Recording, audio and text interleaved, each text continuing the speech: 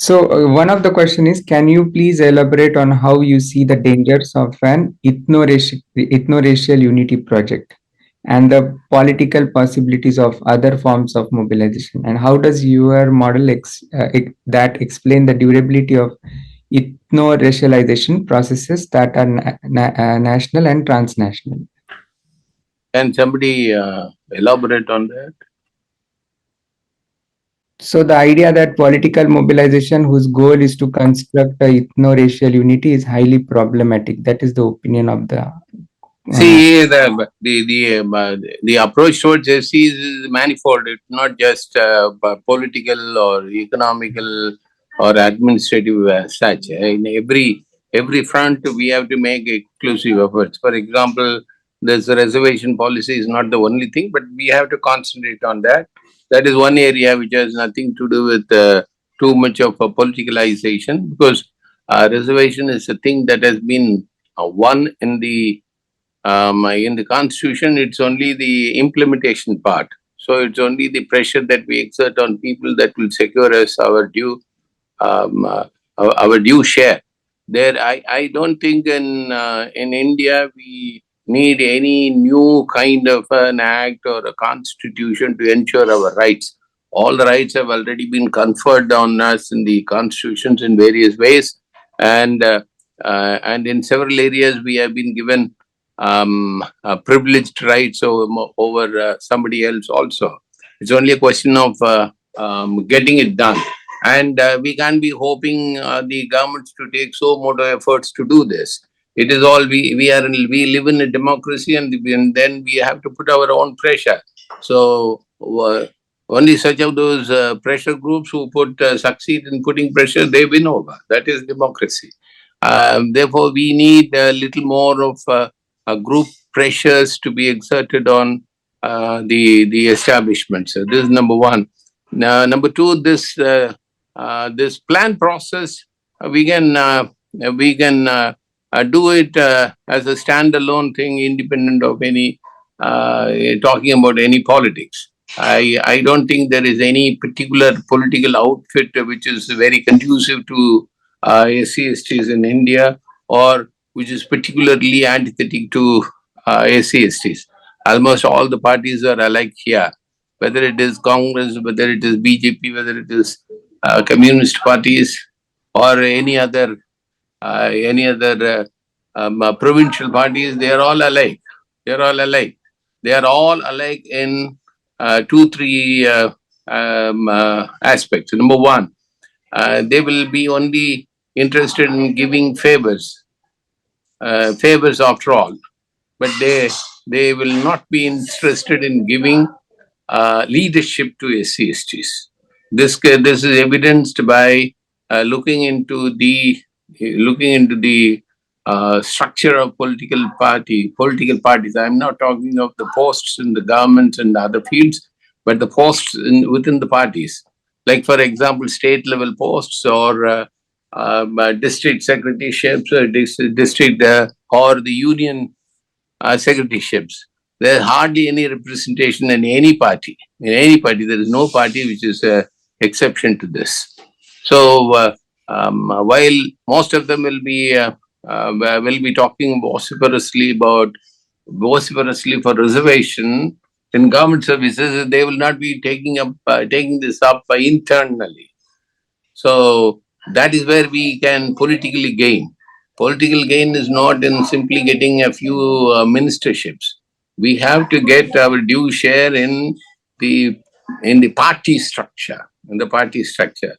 So this is one area, but independent of that, this plan thing, this we will be this no government or no political dispensation can do anything to this. So they will have to do this. So they will do this, but we have to keep exerting our pressures on these political outfits along with the administrators who govern. So this is where this is where I said this scheduled caste sub-plan or tribal sub-plan can work as a standalone area. We need not mix it up with the political behavior pattern. They will comply with us. This is my experience in Tamil Nadu also.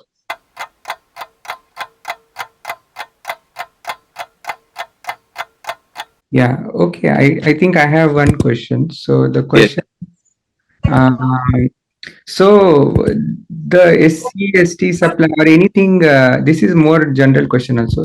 Any proposal or any policy in the directive principles doesn't have the edge in the court of law. So how do you as a bureaucrat navigate this challenge? Uh, The constitutional part is constitutional influence is one thing. The executive functioning um, um, is a different thing. It is the people's pressure that works on the executives. So um, I don't think that there is any gap in the constitution which will not impress upon the governments to do sufficiently for ACSTs. It's very much there, whether it is a direct principle, whether it is there in the directive principle or in the fundamental rights, we can still keep gaining. We can still keep gaining. So this is one thing that we have already secured. There's a scheduled caste plan, a proportionate allocation in the plan is a great um, uh, is a great gain. It's a great gain. So we can still preserve it. It does not need tampering with the constitution anymore. So um, um, uh, so instead of going toward there are efforts I find where people are still demanding for an act for the implementation of scheduled caste and scheduled caste sub-plan. Um, whatever be the act, ultimately it is the implementation part which comes to the executives. So ultimately, we have to, unless we keep the pressure on the executives, till we make the executives function, the laws will remain dormant, whatever be the law. So therefore, we have to channelize our energies more in the implementation part rather than in addressing introduction of a constitutional augmentation or new acts. Then we will certainly gain. As I told you, the if we start looking for the progress we have made so far instead of just looking at the darker side of what's happening, we will find that these things have been doing a lot to us. For example, that is where I pitch upon the higher education ratio. The percentage of SC/STs attaining higher education is much more than the national average for everyone. This is a great progress. We have to keep in mind that things have been working in our favor all these years, and not only things working in our favor, we have been caring for our own education. This is what is getting evidenced. Um, this this Tamil Nadu scenario is a very classic case, I find. We also didn't discover this till a few years ago, because everywhere we have been told about only our illiteracy rates. But then nobody pointed out that in the gross enrollment ratio, that is the proportion of people entering the higher education college studies, is so stupendously more than the general average. It is in Tamil Nadu, it is 40% for ACSTs, whereas in all India, the ratio for everyone is only 29%. So these are gains we are getting. I mean, and I would like to point out here that this we are able to achieve in spite of the in spite of the yeah, the implementation of the post-matric scholarships half-heartedly.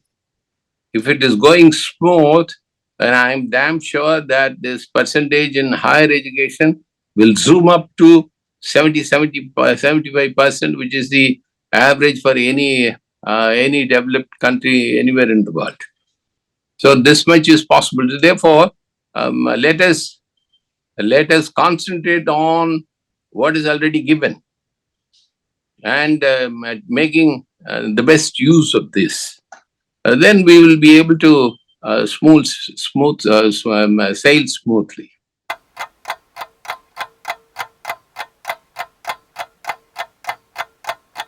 Thank you. Next question, Selva, go ahead, please. Yeah, I want to know the role of Dalit leaders and intellectuals in terms of putting the pressure on government and spending the fund fully. So, how much importance they are giving, or how much they understand the importance of this funding?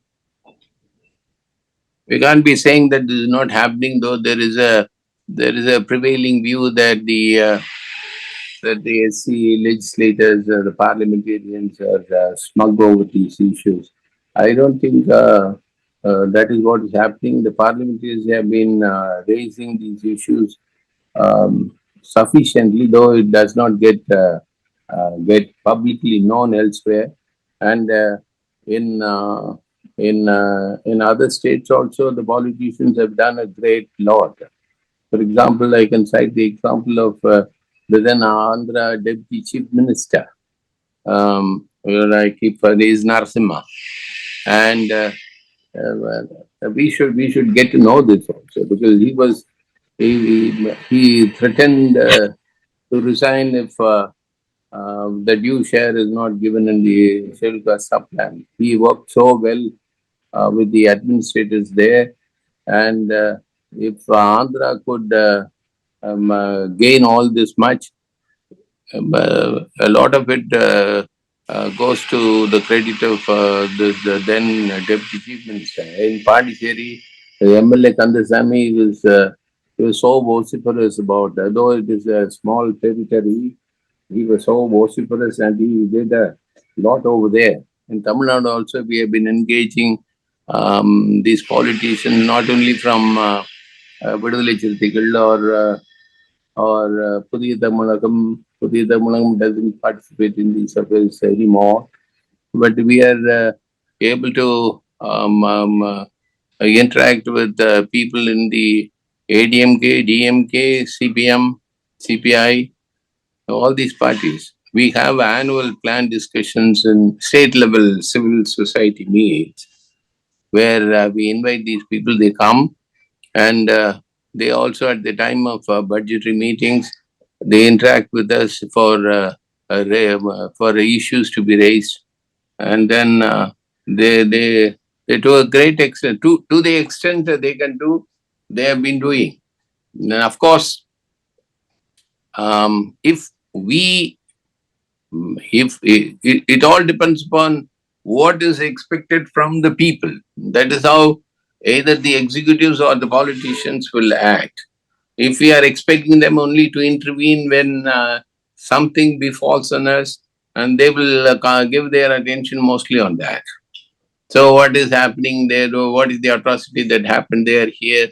And if we make a huge hue and cry over that, all the politicians' attention will go over there. Whereas this is one thing which is an intellectual process. It's not an emotive issue. So if we drag politicians to emotive issues, immediate issues, they will rush to that, and that is where they will make their public presence felt more. But these are not just emotive issues. The scheduled caste sub-plan requires a lot of thinking process, where we need to set up exclusive forums devoted to this planning. Even the we should insist upon the parties to set up separate planned bodies so that they will quietly work on this. They will quietly work on this.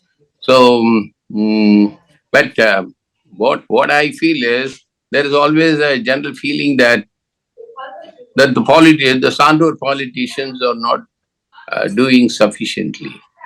Similarly, there is also this criticism on administrators at times. Mm,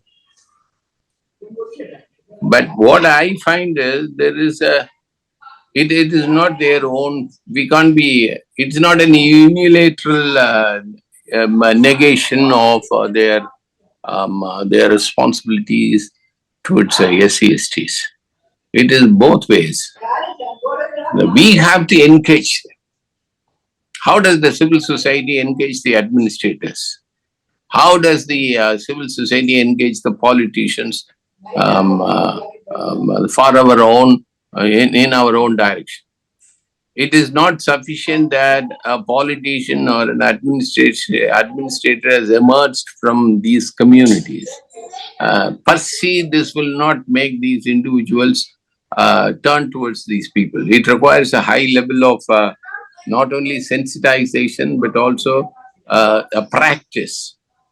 They have to know how to relate to people, how to exercise their powers towards them. An IAS administrator for that matter. So he should know that how to make use of the zone of his influence for SC/STs. It will not come by mere kind of emotional empathy for these people. I should know how to enforce certain things. So we have to engage them. We have to keep on prodding them. What is not happening in this country is neither the political regimes nor the administrative bosses do any special kind of training for these SC/ST representatives. Unless they do this, our individuals will have problems. Our problems. They have our IAS or other administrators have this problems here. It is not their own individual unwillingness that they don't want to serve these people, but there is a perception that this may not be liked by their bosses because the boss does not command them to do anything of this kind. If a chief minister or chief secretary or the secretary of a department demands the collectors to show achievement under the 1989 Prevention of Atrocities Act, if somebody is putting pressure on these administrators to show sufficient quality improvement in scheduled caste subplan, they will do it jolly well. But I don't think this kind of a direction is emerging from their bosses. Because after all, a political subject, a political subordinate or an administrative subordinate, he will have to cater to the what should I say, the direction or the expectations of or the proclivities of their bosses. This is natural in any hierarchical system. Any hierarchical system, whether it is a private hierarchy or a government hierarchy. I don't think anybody in the IT sector can do anything of his own more than what is expected on them by their bosses. So that is what is happening here. But we should not be decrying anybody for that matter, especially these MLAs. We should keep them engaged. I find that there is a huge gap in engaging these people. We should engage them more. If we start engaging them more, we have been doing this in a little way in Tamil Nadu. We have been able to make some penetration. This is what I would like to say.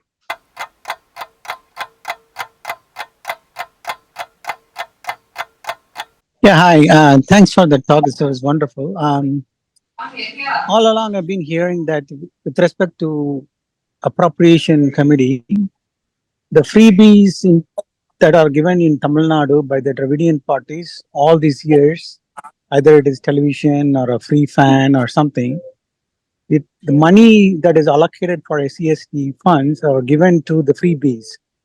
I heard some many years this has been happening, and nobody is stopping it from happening. It and the money is not reaching for the SCST people. What's your? I'm not sure if it's just a gossip or is it true or not. Can you please explain? Thanks. I thought I broached on this subject a little earlier. I wouldn't attribute so much to this argument about diversion of SCST, but the funds from the scheduled caste subplan for other purposes. I I I I told that it is a kind of a normal, acceptable practice in governments. Of course, there is a flood here, sudden floods here, and they have to give relief to people. The government will have to find money for that. It's not provided in the budgets in the beginning. So they have to find money. So they will get the money from other sectoral budgets. It's not only in they don't take it only from Shelga supply as such. It will happen in any other sector, and I won't give credence to this argument so much. Of course, earlier we have been trying this tactics to convince the governments, because unless we sensationalize certain issues, the people will not listen so easily. They don't listen to rational, logical arguments more than a sensational appeal.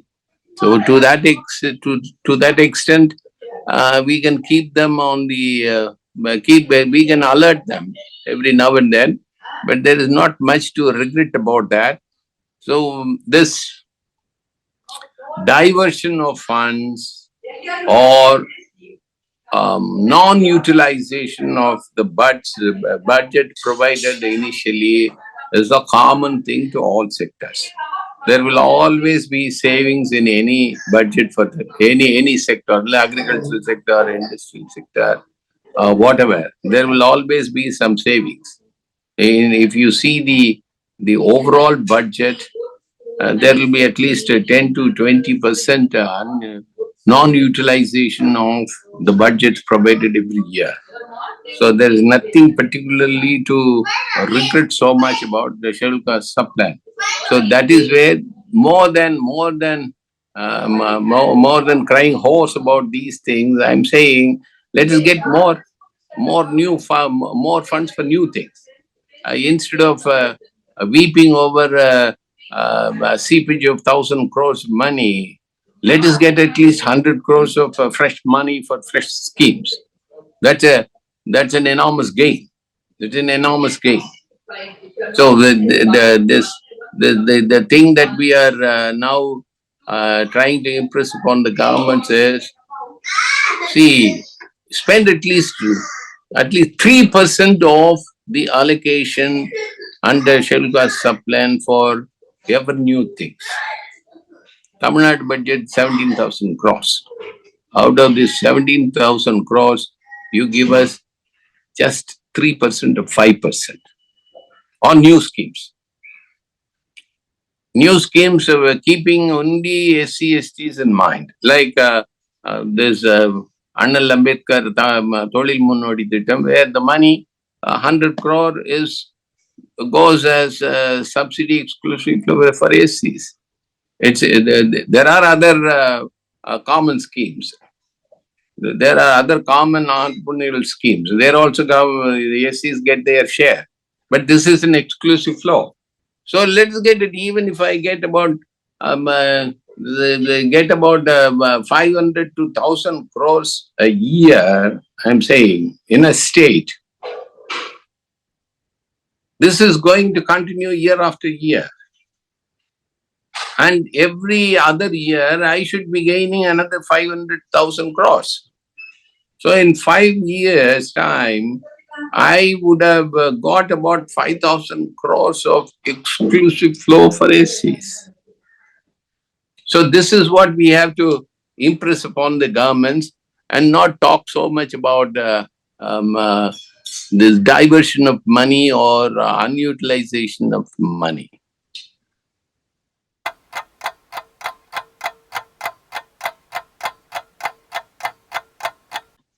Thank you, Doctor. I think the next question is related to the answer which you gave. Yeah, Madhura, can you go ahead?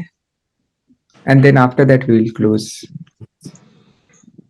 Thank you for the really good talk explaining the process of how this works. So I'm also just because I'm not aware of how these things work, I'm also curious how the process of approaching the administrators with any new proposals for like any new schemes. How does that work? So this is where I thought I will make an appeal to you before we depart. The appeal that I would like to make people like you is that you can send a lot of ideas, new ideas. But of course, from that far, you won't be able to directly access the powers that be. So therefore, in every state, we have exclusive outfits working on this. So you keep interacting with us. You keep interacting. You send the ideas, you send the proposals, and then we will give a shape to that. We will send it to people that matter, and we will take it up for direct negotiation with such of those people. So I think every state should have this kind of a body to interact with such people. Um, in as far as I know, we have these bodies in Tamil Nadu, Andhra, Telangana, Karnataka, um, um, and I'm not aware of it in other places. They are there. NCDHR is working in 6 states. In Orissa and all that, they have their own forums.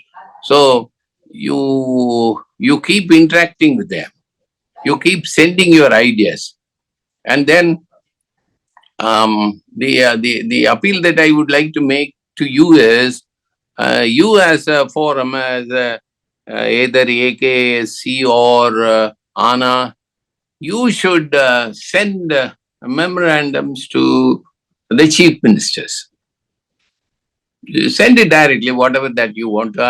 All the appeal that I would like to make is that instead of sending any criticism for that matter, don't keep sending your reactions to the atrocities that is happening here, or don't send anything on diversion of funds and this and that. You just say that this is the new scheme we would like you to introduce for SCs. And you can make out a memorandum under your letterhead, send it to the chief ministers of the state. It will reach them. And if you keep us along with you, then we will travel with you. So this will have more effect. Therefore, my suggestion I would like to make before we depart is that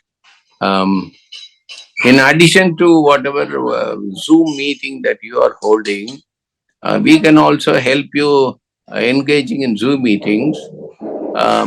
We can organize at least one meeting a month, just like this, where you can participate. This is a Zoom that you are organizing where we are participating. It can be vice versa. Social Watch Parliament, all that. We are organizing a lot of these Zoom meetings with beneficiary groups here. I find that this is more communicative than other means. So you can tell us a fixed day and a time, and we will organize the Zoom meeting, and we will send you the topics much ahead, and we will also send you sufficient materials. We can send any amount of material through online. That is no problem. There are a lot of materials that we have generated. I will send a list of these materials that we have in Tamil Nadu at least. this will be um, um, applicable to other states also. We do a very focused focused study in Tamil Nadu because we know our people. We get all our data from the governments, and therefore we are able to make a lot of analysis about ACs in Tamil Nadu.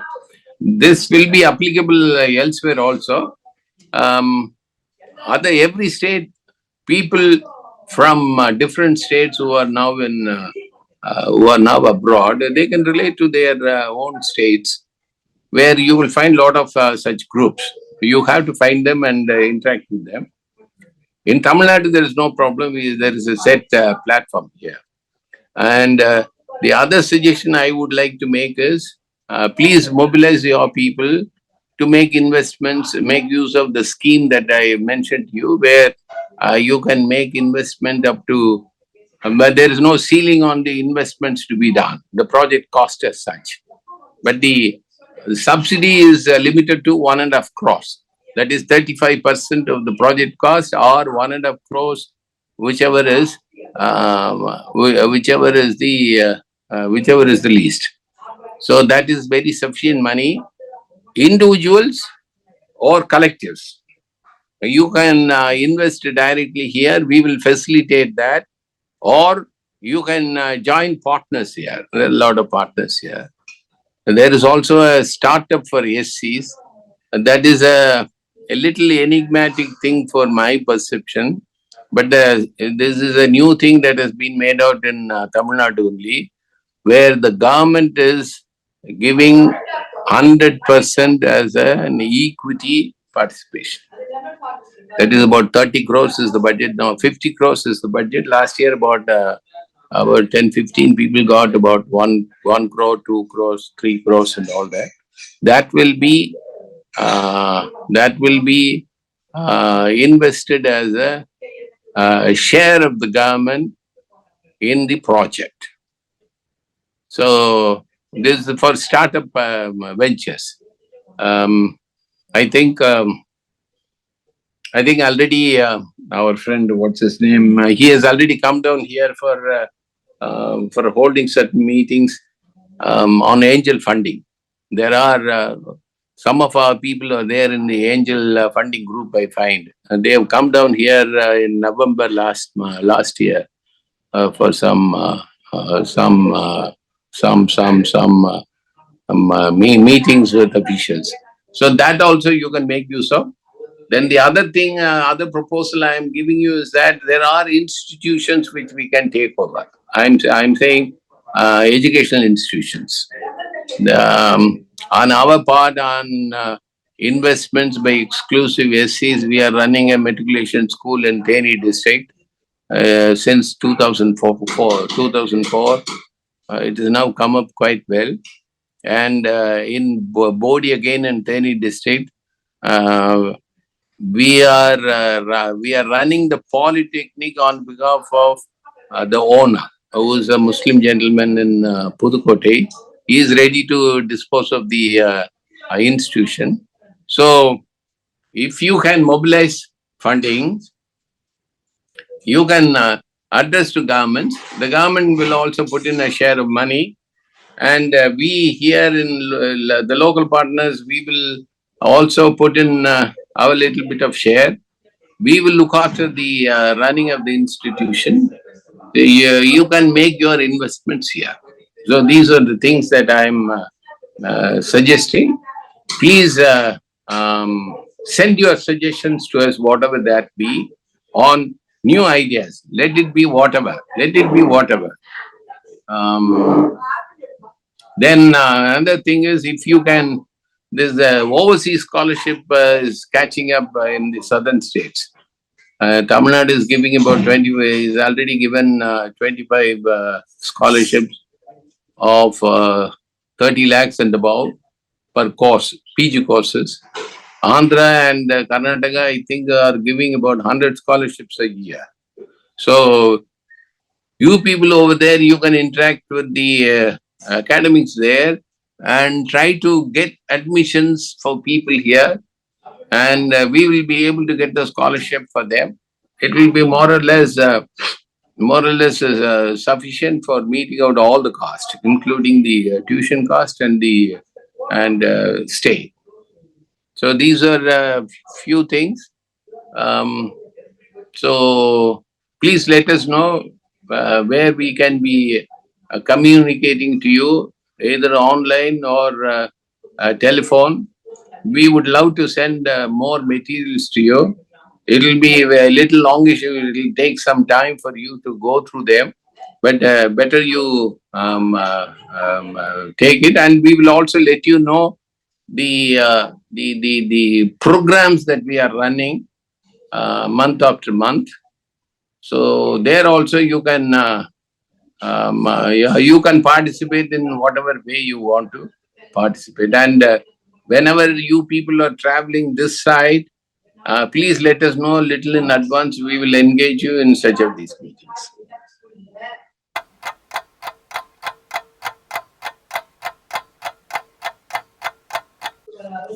Thank you, Dr. Christodas Gandhi, for that amazing question and answering dialogue session.